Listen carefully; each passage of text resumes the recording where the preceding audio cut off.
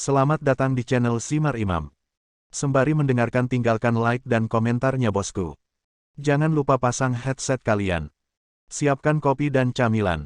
Lupakan pahitnya kehidupan. Mari kita dengarkan sambil rebahan. Bab 1006. Chen Feng pada dasarnya telah menyelesaikan semuanya. Pembunuhan laba-laba tahun putih, menargetkan Jiu Qiansui. Dalang di balik layar tidak lain adalah keluarga Zheng. Hanya saja Jin Yinyu secara tidak sengaja memblokir racun Jiu Qiansui, dan keluarga Zheng menggunakan trik tersebut untuk menghasutnya. Selain itu, apa yang disebut 4 kejahatan dari kolam darah dan setan api Hongmen juga dikeluarkan. Hal ini membuat situasi di Yanjing semakin rumit. Chen Feng, ada sesuatu yang membuatku penasaran. Dari mana datangnya seni bela diri nasional di tubuhmu? Dia dan Chen Feng telah menjadi saudara angkat. Jiu Qiansui tak segan-segan bertanya tentang seni bela diri nasional milik Chen Feng. Mengenai Jiu Qiansui, Chen Feng tidak menyembunyikan apapun dan berkata dengan jujur, 3 tahun yang lalu, saya dipenjara di penjara Guantanamo, di mana saya bertemu dengan penguasa gerbang neraka, dan darinya, saya belajar seni bela diri tradisional. Tangisan iblis api penyucian. Itu dia. Jiu Qiansui mengangguk tanpa suara. Chen Feng mengalihkan pandangannya sedikit, menyipitkan mata dan tersenyum, saudaraku, aku benar-benar tidak dapat membayangkan bahwa kamu menerobos alam luar biasa 20 tahun yang lalu. Keberadaan kekuatan seperti itu menakutkan bagi seluruh dunia, apalagi kerajaan naga. Dilihat dari penampilannya Jiu Qiansui, dia pasti berusia 50-an. 20 tahun yang lalu, di usia 30-an. Hanya ada segelintir orang di dunia yang berada di alam luar biasa. Dan mencapai hal-hal luar biasa di usia 30-an sungguh menakjubkan. Nak, kenapa kamu masih memakai topi tinggi padaku? Jiu Qiansui tersenyum lembut dan kemudian berkata, aku juga lebih beruntung, tapi dibandingkan denganmu, aku masih sedikit tertinggal. Melihat usiaku, aku tampaknya cukup beruntung. Usiamu kurang dari 30 tahun, tetapi kekuatanmu juga luar biasa. Jika kamu ingin mengatakan bahwa aku menakutkan, kamu bahkan lebih menakutkan. Keduanya sangat memuji satu sama lain sehingga Jin Yu tidak bisa berdiri mendengarkan lagi. Dia tersenyum dan berkata, kalian berdua berbakat, rendah hati dan rendah hati. Faktanya, dia sangat bahagia di dalam hatinya. Bagaimanapun, Chen Feng sekarang menjadi setengah anggota Istana Pangeran Jin. Dengan cara ini, Istana Raja Jin akan memiliki 2 makhluk luar biasa menakutkan. Saya berani bertanya kepada seluruh kerajaan naga, dalam hal kekuatan tempur saja, siapa yang bisa dibandingkan dengan Istana Pangeran Jin? Chen Feng tidak lagi berpura-pura, tetapi mengubah topik pembicaraan dan bertanya, saudaraku, saya ingin tahu dari mana asal seni bela diri nasional Anda. Kelangkaan seni bela diri nasional tidak perlu dikatakan lagi. Ketika dia berada di Yanjing, dia tidak mendengar ada orang yang menyebarkan seni bela diri nasional di Yanjing. Tentu saja, hal semacam ini sangat rahasia, dan dia tidak menyangka Jiu Qian bisa menceritakannya. Benar saja, Jiu Qian sangat ragu-ragu. Setelah sekian lama, dia mengambil keputusan dan berkata, "Yah, kamu adalah saudara angkatku sekarang. Tidak masalah jika aku memberitahumu. Nyanyian naga emasku diwarisi dari kuil Tianlong. Kuil Tianlong. Kuil Tianlong di Gunung Xijing." Seru Chen Feng. Dia pernah mengunjungi tempat ini sebelumnya dan terkenal dengan kitab ukiran gua batunya. Saya sungguh tidak menyangka kalau candi ini ternyata mengandung kekuatan untuk menebar kebaikan nasional. Jiu Qiansui mengangguk dan berkata, nyanyian naga emas yang saya latih juga merupakan kungfu yang berevolusi dari klasik Buddhis. Lagu ini dapat menenangkan pembuluh darah jantung, memperpanjang darah dan memperpanjang umur, serta dapat menstabilkan energi, melindungi pikiran dan menahan pikiran. Setelah digunakan, ada seekor naga. Kekuatan nafas meluap, itu adalah keterampilan nasional yang sangat kuat. Setelah mendengar apa yang dikatakan Jiu Qiansui, Chen Feng tidak bisa menahan diri untuk berpikir sendiri. Efek dari seni bela diri nasional lagu naga emas adalah kebalikan dari keadaan kekerasan yang dia alami setelah melepaskan jarum penyegel tulang. Setelah jarum penyegel tulang dilepaskan sepenuhnya, darahnya menjadi keras dan perlindungan energinya sangat kuat. Pikiran itu kejam dan mematikan. Meskipun kekuatan tempurnya meningkat pesat, ia juga menghabiskan esensi dan darah serta merusak pikiran. Tiba-tiba, sebuah ide muncul di benaknya. Saya ingin tahu apakah setelah berlatih lagi naga emas, Yin dan Yang akan seimbang dan membantunya menghilangkan efek samping dari pelepasan segel tulang. Jika ini benar-benar bisa dilakukan, maka ini akan menjadi solusi atas permasalahannya selama bertahun-tahun. Meskipun dia punya ide seperti itu, dia tidak mengatakannya dengan lantang. Begitu dia mengatakannya, dia sepertinya mendambakan seni bela diri nasional. Setelah itu, mereka bertiga berbicara sebentar, tapi itu tidak penting lagi. Interogasi Kaisar Tang dianggap selesai. Sore harinya, Jin Yu dan Jin Yinyu menemani mereka secara langsung, sedangkan Chen Feng dan Jiu Qiansui meminum wine dengan darah mereka dan beribadah bersama. Setelah itu mereka berempat minum-minum dan merasa sangat harmonis. Suatu kebetulan ketika mereka berempat selesai minum, Luo Yao dan Luo Hao diam-diam datang ke istana Raja Jin. Di ruangan tersembunyi, Chen Feng, Jin Yu dan Jiu Qiansui bertemu dengan Luo Yao dan putranya. Begitu mereka bertemu, Luo Yao meminta maaf kepada Chen Feng dengan sangat sopan dan berkata, "Chen Feng, kami bodoh dan telah menyinggung perasaanmu. Saya di sini untuk meminta maaf kepada kamu. Saya hanya meminta kamu untuk mengampuni nyawanya dan memberi saya ahli waris." Sama saja. Salahkan dia karena terlalu memanjakan putranya sejak kecil, yang berujung pada malapetaka. Ia dianggap sudah cukup tua, namun ia justru datang untuk memohon kepada seorang junior, yang membuatnya kehilangan muka. Luo Hao, yang duduk di samping, tampak tidak peduli. Chen Feng memegang sebatang rokok di mulutnya dan menyipitkan matanya, "Jika bukan karena Anda membantu saya mengklarifikasi kesalahpahaman ini, saya bahkan tidak akan repot-repot menemui Anda." Dua pertanyaan berarti satu hal, dan pertanyaan itu menjawab pertanyaannya. Jika selesai, saya akan menyelamatkan Luo Hao. Dia telah mengalami banyak konfrontasi dengan keluarga Luo sebelumnya, dan dia sangat mengenal Luo Yao. Ia kejam dan licik, namun ia memiliki kelemahan yang fatal, yaitu ia terlalu peduli pada putranya. Ini juga alasan mengapa dia meminta Satyanxia meracuni Luo Hao. Kali ini, aku harus memakan makanan ini seperti Luo Yao dan akhirnya membuatnya gila. Ini. Luo Yao sedikit ragu-ragu, selalu merasa bahwa kondisi Chen Feng terlalu berlebihan. Tetapi setelah memikirkannya, dia mengertakkan gigi dan berkata, "Apa pertanyaannya?" "Tanyakan saja." Chen Feng tidak bisa menahan tawa. Orang ini benar-benar berterus terang. Dia kemudian bertanya, "Saya tahu banyak detail tentang apa yang terjadi pada pertemuan 7 orang tahun itu. Jangan berbohong kepada saya. Jika apa yang Anda katakan salah, maka saya minta maaf, tolong bawa putra Anda dan kembali." Dia telah mengkonfirmasi pertemuan 7 orang berulang kali, tetapi masalah ini benar-benar terlibat, dan dia harus mengkonfirmasi semua detail masalah tersebut tanpa gagal. Luo Yao berkata dengan susah payah, "Ayah saya, Luo Yuanjin, berpartisipasi dalam pertemuan 7 orang. Saya tidak berani mengatakan bahwa saya dapat menceritakan kembali proses spesifiknya secara lengkap. Saya hanya dapat menceritakan proses yang ayah saya katakan kepada saya." "Oke." Chen Feng mengangguk.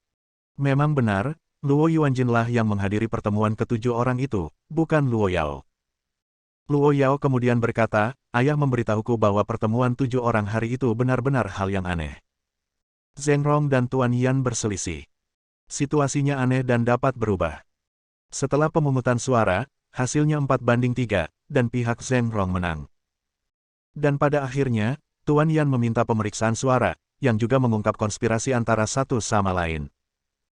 Dikatakan bahwa Zheng Rong menyuap salah satu Ling Shengli dan Wu Xizong, sementara Tuan Yan membujuk salah satu keluarga Luo dan keluarga Hua kami, satu sama lain memilih satu sama lain, sehingga hasilnya tetap 4-3. Bagaimanapun, Luo Yuji adalah orangnya Zheng Rong, dan dia pasti akan mendukung Zheng Rong." Chen Feng menangkap kata-kata Luo Yao, dengan mata tajam, dan bertanya langsung. Berkata, "Menurut pendapat Anda, keluarga Luo bukanlah tikus tanah di pihak Zheng Rong yang dibujuk oleh Tuan Yan. Keluarga Hualah yang memberontak melawan Zheng Rong." Bab 1007. Kata-kata Luo Yao pada dasarnya konsisten dengan informasi yang diperoleh Chen Feng sebelumnya. Namun sudut pandang ceritanya adalah dari keluarga Luo. Dilihat dari tingkah laku dan nada bicara Luo Yao barusan, sepertinya keluarga Hua, bukan keluarga Luo, yang mengkhianati Zheng Rong saat itu. Dengan kata lain, keluarga Hua menyerah kepada Tuan Yan saat itu. "Tidak, tidak, tidak." Luo Yao melambaikan tangannya dengan cepat dan berkata, "Siapa yang memberontak melawan Zheng Rong saat itu, sebenarnya, saya tidak tahu. Sebelum saya datang, saya secara khusus bertanya kepada ayah saya. Jika itu adalah keluarga Luo kami, saya ingin menggunakan ini untuk membangun persahabatan dengan Anda. Lagi pula, Jika keluarga Luo telah menyerah kepada Tuan Yan saat itu, meskipun mereka tidak dapat menyelamatkan Anda, itu tetap merupakan bantuan. Dengan kebaikan seperti ini, aku tidak akan memohon padamu di sini. Tapi aku tidak bisa menilai apa yang ayah katakan. Ayah mungkin bermaksud bahwa tidak peduli siapa yang diam-diam berkomunikasi dengan Tuan Yan saat itu, dia tidak bisa menyelamatkanmu. Dan dalam beberapa tahun terakhir, keluarga Luo dan keluarga Hua memiliki keduanya. Dia benar-benar bercampur dengan keluarga Zheng, dan keluarga Zheng tidak punya niat mengejar siapa yang mengkhianatinya saat itu. Jadi, siapa yang diam-diam berkomunikasi dengan Tuan Yan saat itu adalah hal yang tidak ada artinya. Jika terungkap, mungkin akan ada kesenjangan antara tiga keluarga besar. Setelah mendengarkan cerita Luo Yao, Chen Feng sangat terkesan. Luo Yuanjin ini hanyalah seekor rubah tua di antara rubah tua, melihat situasinya dengan jelas. Dia bahkan menebak pikirannya dengan sangat cermat. Memang benar, meskipun keluarga Luo memilihnya saat itu, hal itu tidak membawa banyak bantuan besar baginya. Bukan karena dia tidak berterima kasih, tetapi sejak saat itu, keluarga Luo bekerja sama dengan Zheng Rong tanpa ragu-ragu untuk memaksa Tuan Yan menyerahkan tahtanya. Perbuatan jahat seperti itu, dan kebaikan yang sebelumnya tidak berpengaruh, tidak layak untuk disebutkan. Oleh karena itu, di matanya, kesalahan keluarga Luo lebih besar daripada kebaikan mereka. Mengenai keracunan Luo Hao, itu bukanlah alat tawar-menawar. Tentu saja, bagi keluarga Hua, sifat masalahnya sama. Hanya saja kali ini, keluarga Hua tidak terlibat dalam insiden yang menebar perselisihan. Dan jika Luo Yuanjin mengacaukan masalah ini, itu juga akan membuatnya terganggu dan sulit ditentukan, tetapi ini lebih praktis daripada mengatakan yang sebenarnya. Saya harus mengatakan, ini sungguh brilian. Namun, melalui narasi Luo Yao, dia masih memperoleh sesuatu. Faktanya, Zheng Rong tidak tahu siapa yang mengkhianatinya saat itu. Jika suara Luo Yuji salah dinilai, mungkin saja keluarga Luo dan keluarga Hua telah mengkhianatinya. Dengan cara ini, apapun yang terjadi, ada kesenjangan antara keluarga Zheng dan kedua keluarga ini. Cara mengambilnya tergantung pada kemampuannya. Oke, pertanyaan ini dianggap izin untukmu. Chen Feng memegang rokoknya di mulutnya dan berpikir sejenak sebelum berkata, pertanyaan kedua, setan api Hongmen, tolong beritahu saya dengan jelas. Apakah ada kaitannya dengan pembunuhan Jiu Qiansui? Apakah partisipasi Hongmen atau yang memicu api? Pertanyaan ini juga sangat penting. Kekuatan Hongmen terlalu besar, dan ada iblis api yang mendekati kekuatan Jiu Qiansui. Kita harus memahami pergerakan orang Hongmen, jika tidak, ini akan menjadi bahaya besar yang tersembunyi. Luo Yao berkata dengan sedikit malu, meskipun pemimpin Hongmen adalah saudara ipar saya tidak bisa mengetahui inti urusan Hongmen. Hanya ayah saya yang bisa menghubungi. Dan Yan Mo selalu sangat tertutup. Dia juga sangat licik. Saya benar-benar tidak berani mengatakan apakah dia terlibat dalam insiden keracunan ini. Tetapi saya merasa bahwa orang-orang Hongmen tidak terlibat sama sekali dalam peracunan tersebut, dan itu dapat diselesaikan tanpa partisipasi orang-orang Hongmen. Hongmen seharusnya itu tidak ada hubungannya dengan masalah ini. Melihat jawaban tulus Luo Yao, Chen Feng mengangguk dalam diam. Sejujurnya, dia merasa perkataan Luo Yao masuk akal. Dia sekarang telah membunuh banyak orang di Hongmen, termasuk penatua 5 elemen, dan dia tidak tahu tindakan balas dendam apa yang akan diambil orang Hongmen. Setelah mencoba tetapi tidak berhasil, dia menyipitkan matanya dan berkata dengan tenang, oke, kamu sudah melewati 2 pertanyaan ini. Selanjutnya, aku akan memberitahumu apa yang perlu kamu lakukan. Luo Yao menelan ludah tanpa sadar. Meskipun dia meludah, dia selalu merasa bahwa Chen Feng memiliki niat jahat. Chen Feng berdiri dan meletakkan tangannya di belakang punggungnya, tampak dewasa, bagi saya sebenarnya sangat adil. Jika Anda ingin menyelamatkan nyawa Luo Hao, tukarkan satu kehidupan dengan kehidupan lainnya. Apa? Luo Yao terkejut dan bertanya, kehidupan siapa yang kamu inginkan? Dengan tatapan dingin, Chen Feng berkata, sampai sekarang, yang paling aku benci adalah keluarga Zheng. Kembalinya aku ke Yanjing kali ini adalah balas dendam terbesarku. Targetnya juga keluarga Zheng.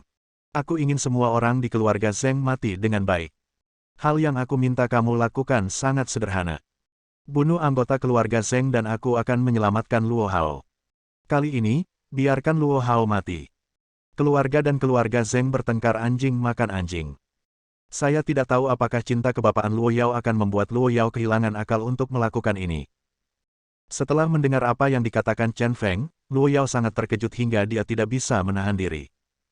Chen Feng sebenarnya memintanya untuk membunuh anggota keluarga Zheng. Saya khawatir ini tidak pantas.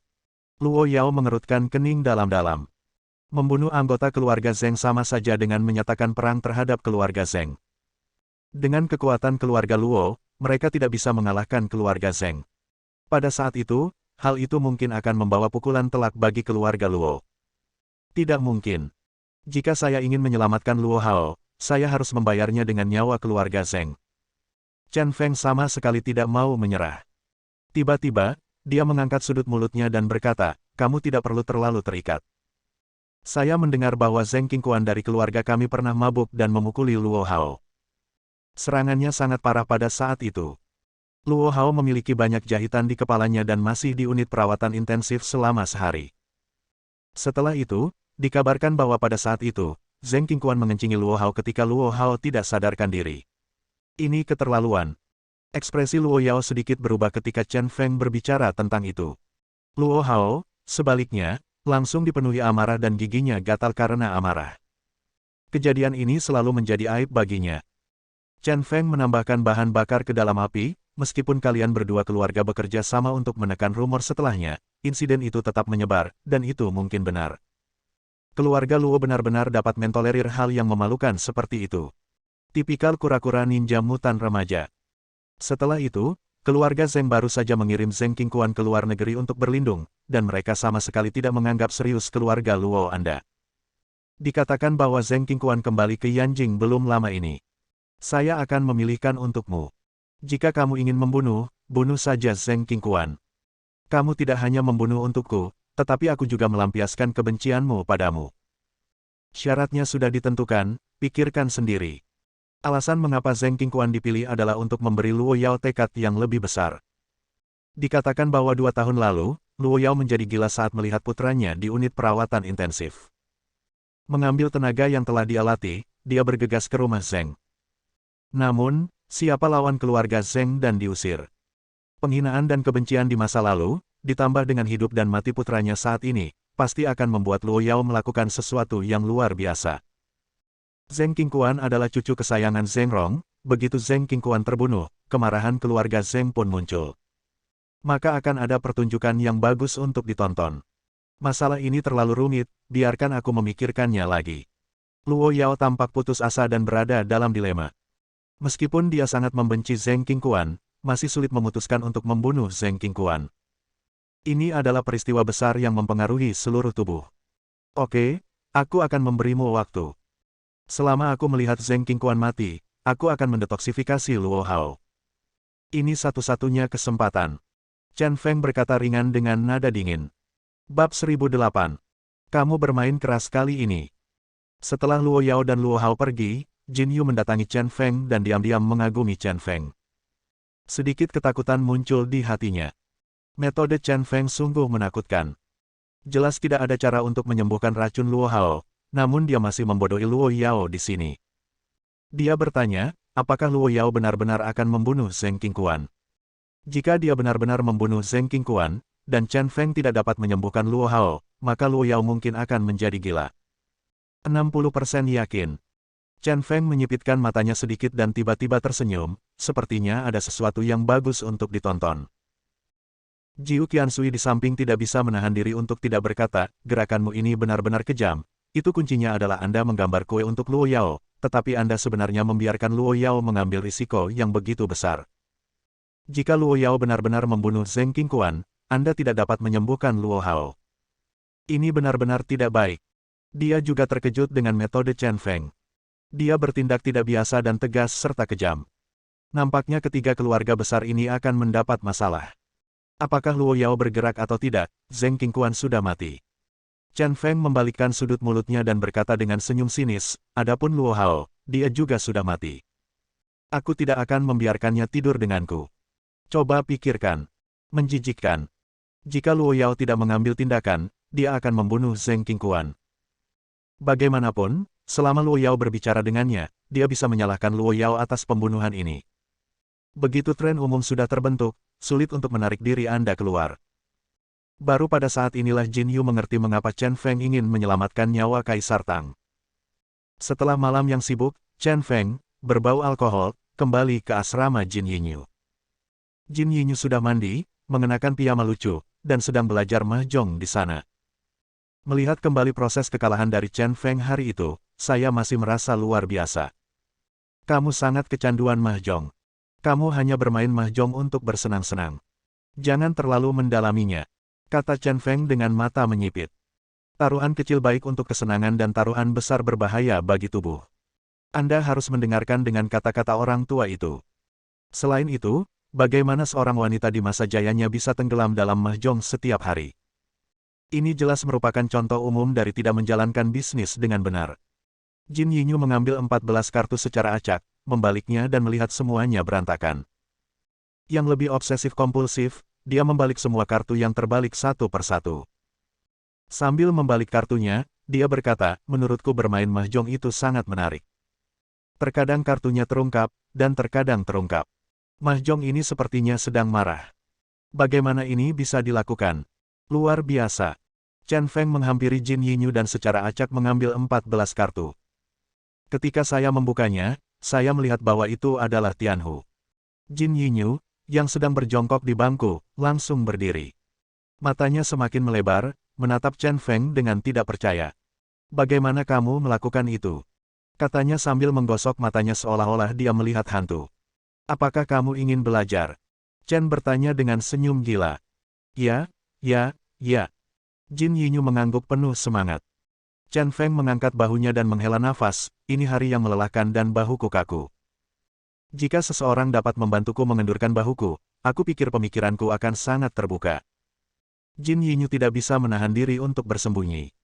Dengan senyum di wajahnya, dia turun dari bangku dan membantu Chen Feng duduk. Dia berdiri dengan patuh di belakang Chen Feng dan menekan bahu Chen Feng. Paman, beritahu aku. Jika ada pertanyaan yang tertahan di kepalanya tanpa jawaban, itu akan membuatnya gila. Jangan pernah berpikir untuk tidur malam ini. Nyaman. Chen Feng memejamkan mata dan menikmatinya, lalu berkata, mari kita tidak membicarakan hal-hal teknis untuk saat ini, mari kita bicara tentang 4 orang biasa yang bermain mahjong.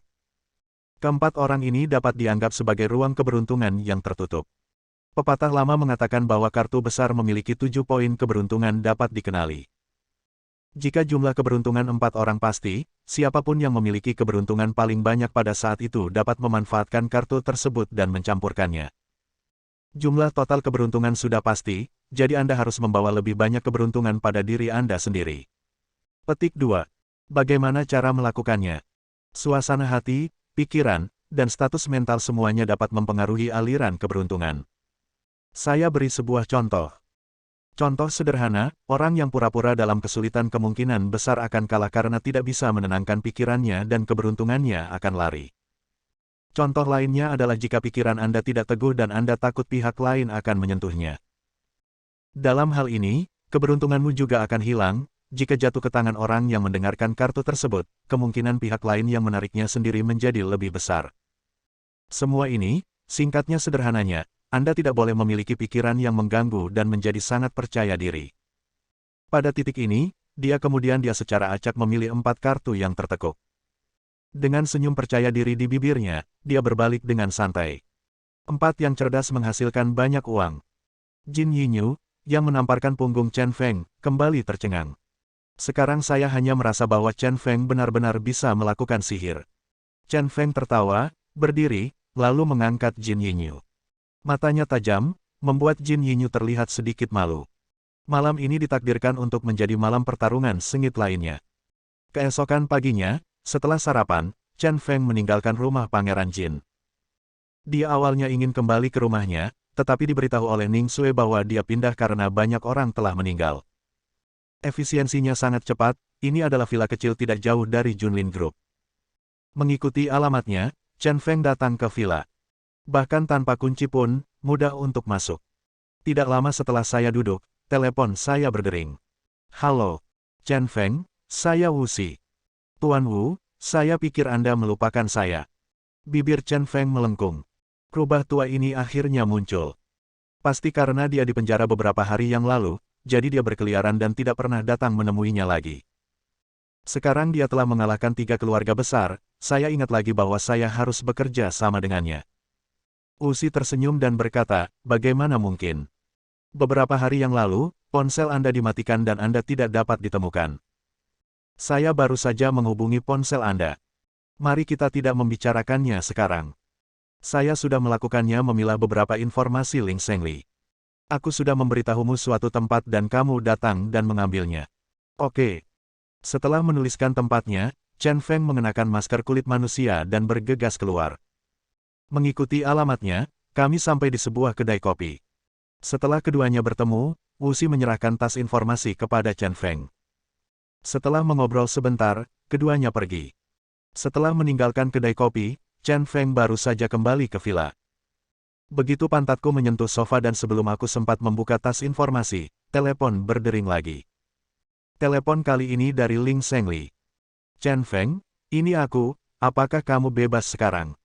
Datanglah ke Paviliun Lulan, aku punya informasi untukmu. Setelah mendengar kata-kata Ling Zhengli, Chen Feng hampir ingin mengutuk. Tadi kamu tidak ada urusan, dia baru pulang dan belum istirahat.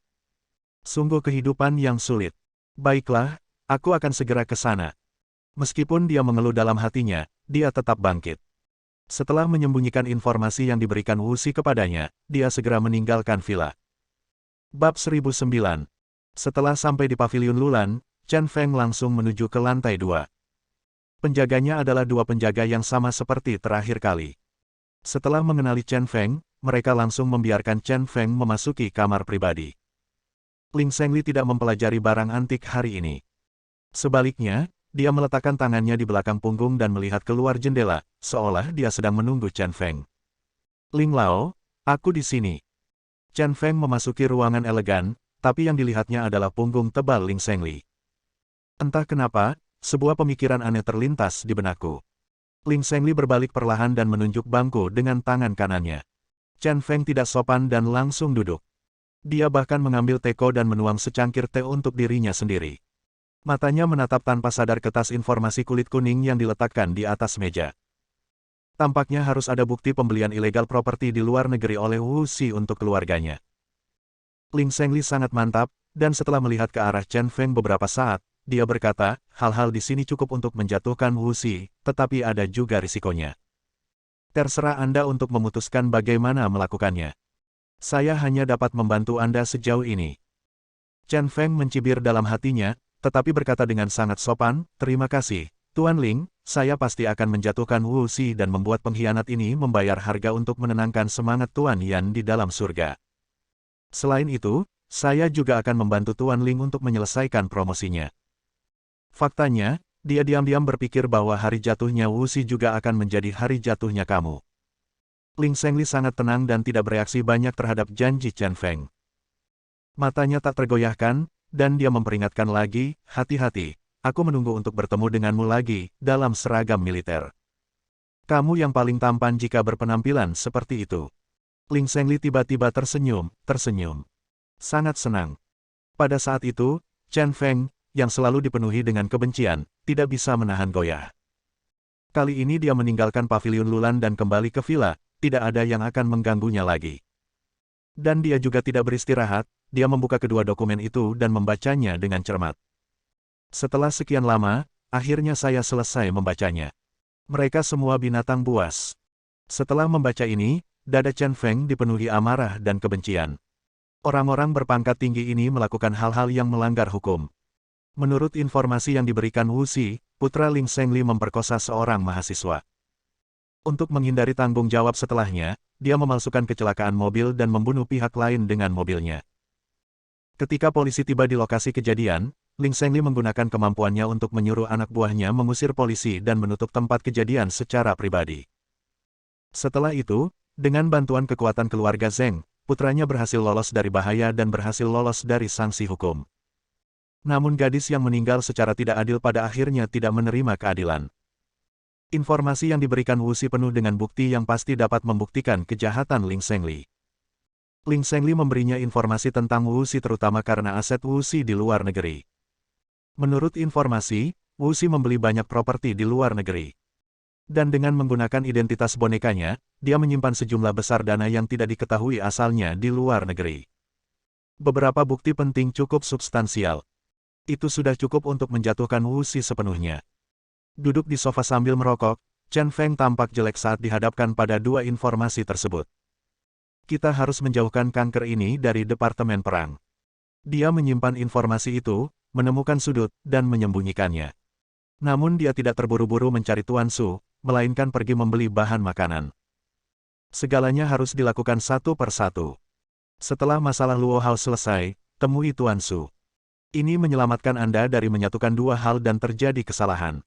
Di supermarket, saya membeli ikan dan iga. Terakhir kali seseorang membunuh seseorang dan mengotori rumah Ning Xue, memasak makanan dianggap sebagai permintaan maaf. Setelah kembali ke rumah, dia menjelma menjadi seorang koki, dan tak lama kemudian aroma itu keluar dari dapur. Sekitar pukul 6:30, Ning Xue dan Ao Guang memasuki rumah bersama. Ning Xue yang lelah langsung tertarik dengan aromanya. Dia mengganti sandalnya dan berjalan ke dapur. Melihat pemandangan di depanku, aku merasa hangat di hatiku. Chen Feng, yang mengenakan celemek, tidak terlalu agresif dan mencemooh dibandingkan sebelumnya, dan lebih terlihat seperti pria keluarga yang baik. Chen Feng tidak menjelaskan banyak hal, tetapi berkata dengan santai, pergi dan cuci tanganmu, makan malam akan segera siap. Ning Xue mengangguk dan berjalan ke kamar mandi. Ao Guang juga datang ke pintu dapur, mengendus hidung merahnya, dan berkata sambil tersenyum, seorang pendekar pedang yang membunuh orang. Dia tidak membunuh orang, tapi dia memasak. Iganya memiliki rasa yang lebih kuat dan cocok dengan anggur. Cepat atau lambat kamu akan tenggelam. Mati di tong anggur. Chen Feng mengutuk sambil tersenyum dan berjalan ke meja makan dengan ikan di tangan. Setelah beberapa saat, mereka bertiga mulai makan dengan hangat. Ao Guang dan Ning Xue sekali lagi terkesan dengan keterampilan memasak Chen Feng. Setelah selesai makan, Chen Feng bersandar di bangku dan merokok. Dia menyipitkan matanya dan memperingatkan Ning Xue, Xiao Xue, kamu masih harus memperhatikan. Meskipun bahayanya telah diselamatkan kali ini, aku khawatir akan ada orang yang ingin menyakitimu nanti. Meskipun Ning Xue sedikit mengernyit, nadanya serius. Dia berkata dengan tegas, jangan takut, selama Anda dan Tuan Ao Guang ada di sini, saya akan baik-baik saja. Dia merasa sedih, karena dia menjadi hambatan terbesar Chen Feng di Yanjing. Seolah dia bisa membaca pikiran Ning Xue, Chen Feng menghiburnya dan berkata, selama kamu mempercayai kami akan melindungimu. Ao Guang, yang berada di samping, berkata sambil minum, jangan khawatir, aku akan berada di sini 24 jam sehari. Untuk melindungimu. Dia tampak mabuk dan berkata dengan sangat percaya diri. Ning Xue tergerak dan akhirnya sedikit tenang tentang masalahnya. Oke, berhentilah membual. Chen Feng memarahi Ao Guang tanpa berkata-kata, kamu bilang kedua petugas polisi itu datang untuk menangkapmu, dan kamu pergi begitu saja bersama mereka. Meskipun kamu tidak bisa melawan, tapi kamu bisa melarikan diri untuk sementara. Tidak sulit bagimu untuk bersembunyi tidak jauh untuk melindungi Ning Xue. Kamu bertingkah seperti anak baik dan benar-benar pergi ke pusat penahanan selama beberapa hari. Oh, aku tidak bisa berkata-kata. Memikirkannya sekarang, hari itu masih sangat berbahaya. Jika Ning Xue tertangkap, hampir bisa dikatakan semua rencananya akan hancur dan dia harus menyerah. Ao Guang hendak membalas ketika matanya tiba-tiba terfokus dan dia melihat keluar jendela dengan tajam. Setelah Chen Feng mengembuskan asap terakhirnya, dia mematikan rokoknya di asbak. Oke, berhenti bersembunyi di luar, masuk melalui pintu depan. Teriaknya lalu berdiri dan membuka pintu. Setelah beberapa saat, Satianxia masuk. Apakah kamu jatuh cinta padaku? Apakah kamu tidak akan pernah meninggalkanku? Melihat mata sedih Satianxia, Chen Feng tidak bisa menahan diri untuk mulai bercanda dengan Satianxia. Bagaimana mengatakannya, Satianxia kali ini adalah bantuan besar baginya. Mata Satianxia selalu tertuju pada Chen Feng. Tiba-tiba dia tersenyum jahat dan berkata, aku menjadi semakin tertarik padamu. Aku ingin mengenalmu. Hentikan, hentikan. Chen Feng tampak terdiam. Mengapa kata-katanya terdengar begitu canggung? Dia berkata kepada Satianxia, jika kamu ingin mengenalku, kamu dapat tinggal di villa ini mulai hari ini. Pergilah bersamaku besok dan 2 hari berikutnya dan lakukan hanya satu hal, bunuh orang. Setelah Kaisar Tang pergi, Satianxia datang. Rumah kecil yang hangat untuk 4 orang. Bab 1010 Di sebelah danau kecil di pinggiran Yanjing, terdapat Hotel Dihau Bintang 5. Platform teratas hotel dibangun dengan kemewahan super. Terdapat kolam renang berukuran besar, panggung dengan lampu yang berkilauan, dan lapangan golf mini yang terlihat seperti ruang hijau. Tiba-tiba, sebuah helikopter perlahan mendarat di helipad khusus. Suara baling-baling perlahan berhenti. Lingkaran badai berangsur-angsur mereda. Di panggung yang bersinar, seorang DJ berambut kuning mengendalikan musik. Dengan suara yang sangat menular, dia berteriak, "Mari kita sambut satu-satunya protagonis kita, Tuan Zheng Qingquan," dengan suara yang hangat. Seorang pemuda berambut pendek yang mengenakan kemeja bermotif bunga dan kacamata hitam muncul dari helikopter melompat turun. Salah satu telinganya ditutupi anting-anting, dan dia terlihat sangat canggung saat berjalan. Tuan Zheng. Sekelompok wanita cantik yang mengenakan berbagai bikini berdiri di tepi kolam renang dan berteriak keras. Pemandangan musim semi romantis dan daging putihnya beterbangan. Musik keras terdengar, dan seluruh adegan menjadi sangat mewah. Hal favorit Zheng Qingquan adalah mengadakan pesta. Dan mereka yang diundang, kecuali teman-temannya, pada dasarnya semuanya cantik. Sumber kecantikannya juga sangat luas, antara lain wanita periferal, bintang muda kelas 18, model, pramugari, del. Singkatnya, jika ingin cantik dan bertubuh bagus, Anda juga harus bersenang-senang. Dan setiap kali Zheng Qingquan mengadakan pesta, para wanita itu selalu datang setelah mendengar beritanya, dan seringkali, mereka bertengkar memperebutkan tempat. Alasannya sederhana, kalau bisa menghadiri pesta seperti itu, apalagi makanan, minuman, dan kesenangan gratis. Orang-orang yang berhubungan dengannya adalah orang kaya atau bangsawan. Jika Anda mendekatinya dengan santai, nasib seluruh hidup Anda mungkin berubah. Bahkan jika Anda tidak bisa dekat dengan mereka, jika Anda memiliki cerita romantis dan ambigu dengan orang-orang ini, Anda sedikit banyak akan mendapat manfaat dari mereka. Para wanita ini menjalani kehidupan yang kacau dan tidak banyak bekerja, tetapi mereka tampaknya memiliki banyak uang untuk dibelanjakan. Mengenakan nama merek di sekujur tubuhnya, dia terlihat sangat modis. Seringkali, mereka bahkan mengendarai mobil mewah. Di jalan, dia terlihat sangat menyendiri. Namun uang mereka seringkali diperoleh dengan menginjak-injak harga diri mereka oleh para pria ini. Di mata para pesolek, keindahan luar biasa di mata pria biasa ini adalah mainan mereka. Hanya saja sedikit lebih mahal. Musik DJ sangat berirama dan menular. Seluruh pesta penuh dengan tawa dan tawa. Segera setelah itu, Zheng Qingquan berada di bawah air, lelah karena berolahraga dengan beberapa wanita cantik, mengenakan celana besar dan naik ke kursi geladak. Seorang pelayan dengan cepat membawakan santan kesukaannya. "Tuan Zheng, datang dan bermainlah." Beberapa wanita cantik dengan sosok luar biasa melambai ke Zheng Qingquan di dalam air. Zheng Qingquan tertawa dan berkata, "Yao Yao, sosokmu semakin membaik. Apakah kamu punya pacar? Jangan bilang pada pacarmu, kita sudah bermain bersama, aku takut balas dendam." "Tuan Zheng, kamu adalah sangat menuntut. Saudari-saudari, ayo kita bermain sendiri." Si cantik cemberut, memegang pistol air, dan pergi bermain dengan beberapa wanita cantik lainnya. Zheng Qingquan menyesap air kelapa dan tersenyum bahagia. Seorang pria gemuk di samping, setelah lama menyeka minyak pada seorang wanita cantik, melihat Zheng Qingquan muncul, dia melepaskan wanita cantik itu dan berjalan mendekat. Pria gendut ini memiliki identitas yang luar biasa. Dia adalah satu-satunya cucu dari bos berstatus tinggi di Yanjing, bernama Li Lei. Dandi yang terkenal itu sangat penuh nafsu. Tentu saja dibandingkan dengan keturunan keluarga Zheng, status mereka masih sedikit inferior. "Tuan Zheng, apakah kamu lelah bermain?" Li Lei bertanya sambil tersenyum. Zheng Qingquan menengadah ke langit dan menghela nafas, lalu berkata dengan santai, "Sudah lama sekali sejak aku kembali, dan semua wanita cantik ini sudah bosan bermain satu sama lain." Melihat ekspresi kecewa Zheng Qingquan, Li Lei mengalihkan pandangannya, menunjuk kedua gadis di sudut jauh dan berkata, "Tuan Zheng, lihat ke sana. Gadis itu baru di sini, 100% baru. Dia baru saja memasuki tahun pertama. Ayahnya sakit parah dan dia dalam keadaan darurat membutuhkan uang. Dia diseret ke sini oleh seorang siswi seni junior periferal. Saya menyukainya, dan sekarang Tuan Zheng sangat tertekan, saya memberikannya kepada Tuan Zheng untuk pengembangan. Saya tahu, Tuan Zheng suka menjinakkan beberapa kuda liar. Sejujurnya, dia sebenarnya tidak rela dalam hatinya. Gadis ini murni dan cantik, bahkan matanya sangat murni dan indah. Itu tipe yang paling dia sukai untuk ditaklukkan. Tapi untuk memenangkan hati Zheng Qingquan, dia tidak punya pilihan selain melepaskan cintanya. Zheng Qingquan melirik gadis yang ditunjuk Li Lei, dan matanya tiba-tiba berbinar.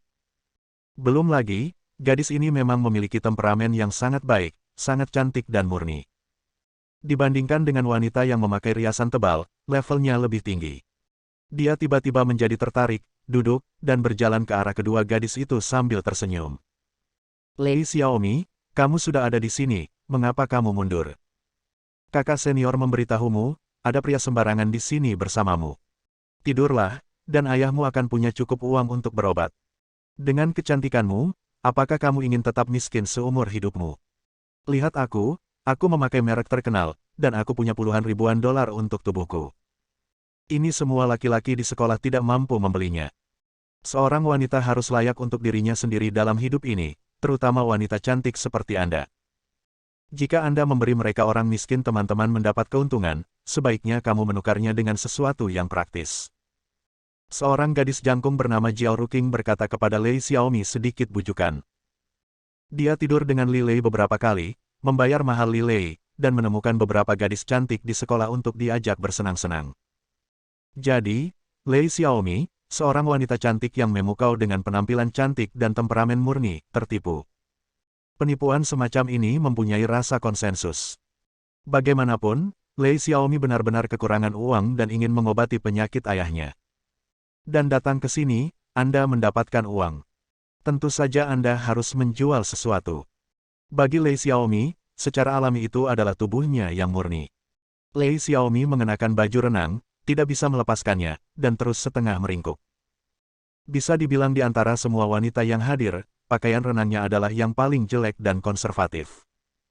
Namun meski begitu, hal itu tidak bisa menghentikan sosoknya yang menakjubkan dan temperamennya yang murni dan menantang surga. Saat ini, dia sangat bingung. Penyakit ayah membutuhkan setidaknya 300.000 yuan. Keluarga tersebut meminjam uang dari kerabat dan teman untuk mendapatkan kurang dari 50.000 yuan. Terakhir kali, dia menangis melihat ayahnya yang terbaring di rumah dan berhenti berobat. Sekarang, selama dia menjual tubuhnya, dia mungkin bisa mendapatkan 300.000 yuan untuk merawat ayahnya. Namun, tekad ini sangat sulit dilakukan.